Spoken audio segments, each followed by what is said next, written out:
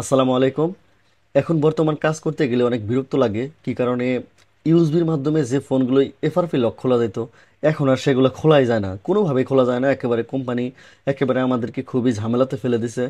তো এখন আমার সামনে একটি ইনফিনিক্সের আইসি আছে, যেটাতে এফআরপি লক আছে।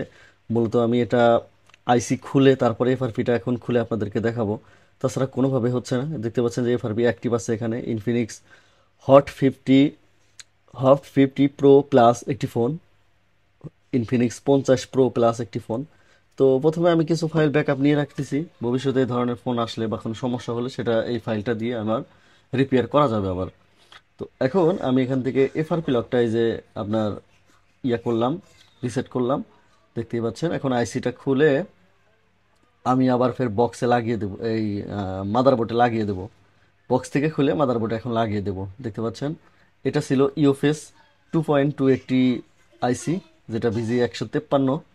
আর বর্তমান সময় মানে আপনার 95% ফোন হচ্ছে আপনার একেবারে একেবারে মানে খুবই কঠিন হয়ে গেছে, যেটা আর এফআরপি কোনোভাবেই খোলা যাচ্ছে না। বক্স মানে ইউএসবির মাধ্যমে, ডোঙ্গলের মাধ্যমে বা বক্সের মাধ্যমে, সেহেতু আমাদের আইসি খুলে অথবা আইএসপি কানেক্ট করে কাজ করতে হচ্ছে। আর এই ফোনটাতে আসলে আইএসপি কোনোভাবে পেতে চাইলো না, এটা পাই না, কোনোভাবে পাই না, কোনো বক্সেই না। ইজিজিটা খেলে না, ইজিজিটাকেও পায় না, মিপি তো পায় না।